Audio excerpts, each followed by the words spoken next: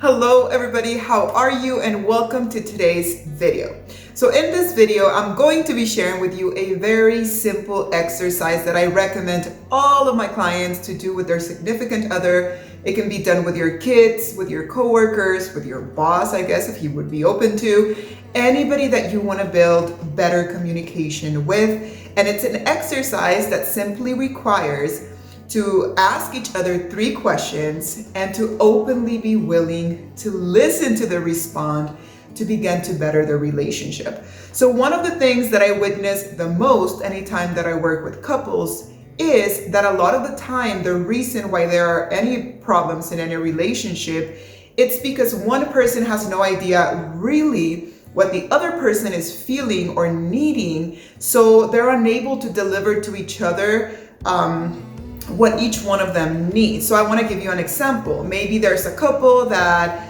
one person is experiencing depression or symptoms of depression or severe anxiety, but they're not really voicing how severe everything is to their partner. So the partner is just upset because the person is so distant, because the person is always on edge. Now, if both people would communicate of how they're feeling and what they need at that moment in life, it would be easier for them to have a better relationship.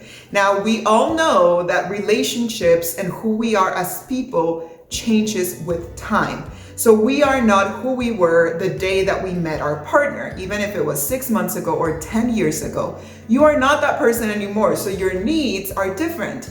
If you are going through a process where you just lost your job or you're bringing a new member to your family, those are moments of change, which means your needs may be a little bit different.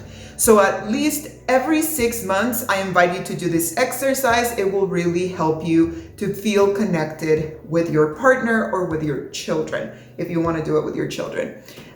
So how it works is that number one, both people have to be willing and wanting to participate.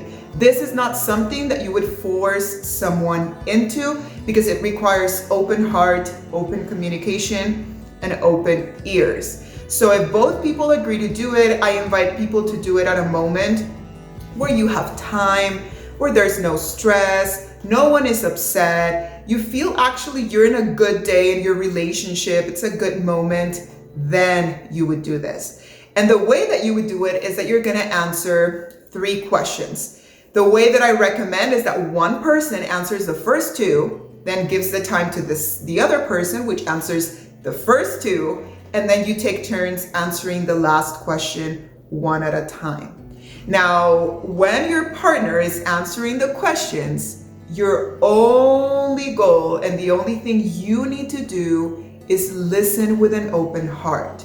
This is not a time to rebuttal. This is not a time to bring back what they told you 10 years ago. This is not a time if they tell you I've been feeling sad and disconnected. This is not a time for you to be like, but you told me last week that you were happy. Like, what's going on? You're not gonna confront them, nothing. You're just gonna breathe and you're gonna listen lovingly to whatever it is they are saying. You're simply holding space for them. The moment your partner is speaking, it's not about you. That's their moment. You have to allow them to really do that. Now, if you are the one speaking, same thing. It's your moment to express how you feel. So that's not going to be your moment to tell your partner, well, I feel that you are never there for me and you never make me feel good and you, because it's not about what they do or they don't do. It's about how you feel and what you need. So this is very, very important. Now, with that clear, I also recommend people to do this exercise physically facing one another. So for example, if you and I would be doing this exercise, it would be like this. You're sitting right in front of me. My body language is telling me, hey, I want to communicate with you. And it's telling you the same. And we have that openness. Now, the first question is, how do I feel? So the person is going to answer, how do I feel? In this moment in my life, how do I feel? Not how you make me feel, how do I feel? I feel, it could be anything. I feel scared. I've been feeling very anxious. I honestly have been feeling very lonely. I feel overly stressed. I feel alone. It can be anything. You simply want to name the emotion. It could be anything. I mean, sometimes it may be, I actually don't know how I feel, but I do know that there may be a little bit of overwhelm in my emotions.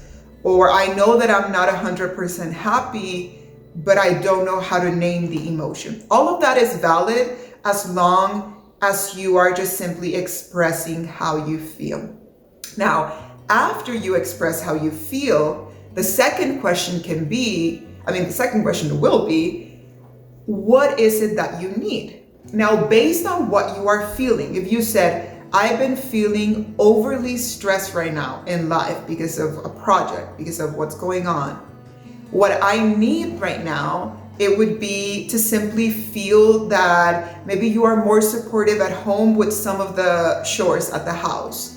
Or I need more physical attention and affection and more hugs.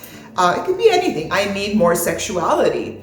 I need, it could be anything. I need to be listened. I would love for you to ask me how I'm doing every day. I need to be surprised and for us to do like random fun things. This is your moment where you are being granted the space to tell us what you need. So don't be shy. Don't try to say what you think they want you to say. You own what you feel. If right now you're going through a deep depression or you're dealing with anxiety and what you need is a little bit of space, say it. Be open to express your truth. Now, after you answer those two questions, you allow your partner to do the same. They will say how they feel and they will say what they need. Now, after both of you have heard each other, you know how each one feels, you know what each one needs. You take a breath and you take a little bit of a moment to answer the last question. Now, the question is, what am I willing? And what am I willing? I was going to say it's not really a question, it's like an affirmation, but it is like a question.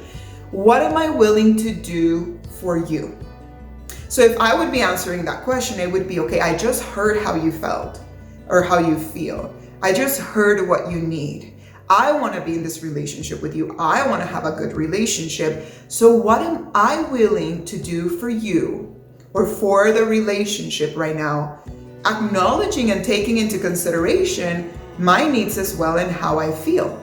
So for example, it can be, I am willing to truly ask you every single day how you're feeling and make sure to give you more physical attention and more hugs and more kisses. Or I am willing to honor the fact that you need a little bit more space as long as we continue to communicate because I want to know how you're feeling.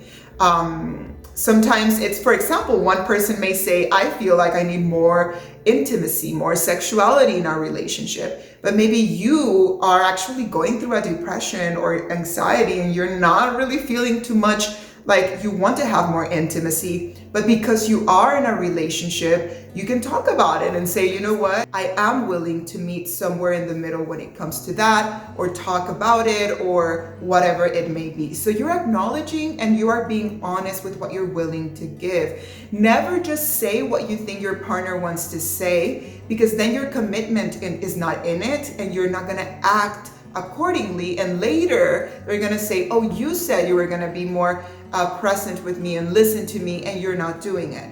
So if you say, I will be more present with you and listen to you, it's because you are going to be doing that. And it's not for them, it's for the relationship, it's for you. Specifically our romantic relationships, or if you're in a marriage or whatever it may be, we really spend so much time with that person, and that person is so entangled in everything in our lives that the quality of relationship that we have will affect everything else, will affect our finances, will affect our relationship with our kids or our relationship with our friends. So know that you're not doing it for them, you're doing it for you. You're doing it for the quality of the relationship that you want to have. And then after both of you answer the third question, this is what I'm willing to do for you, and this is what I'm willing to do for the relationship, and this is what I am willing to do for the relationship. I always tell people to stop, to take a deep breath, to embrace each other or give each other a physical hug, which is very, very healing. Connect, take some time to be together, and then take it one day at a time and truly do your best to own up to whatever it is that you communicate. If 3 weeks pass, a month, 2 days even, and you feel differently or you want to share more, continue the conversation. The exercise does not end that moment and then it's gone, done until like 6 months. It can be revisited as long as you need to. It will begin to open a conversation between you and your partner and leave those channels open for you to communicate. We really have to recognize that a relationship is not just a place where we take. It's actually a place where we give, where we have an opportunity to show our best selves, where we have an opportunity to grow, because relationships move like and awaken everything within us that we have not resolved yet. So I invite you to practice this exercise. If you have questions or want to share your experience with me, send me a little message or follow me on my social media. I would love for this to support and help your relationship nourish even more. So yes, I hope all of you have a beautiful day, and I will see you soon.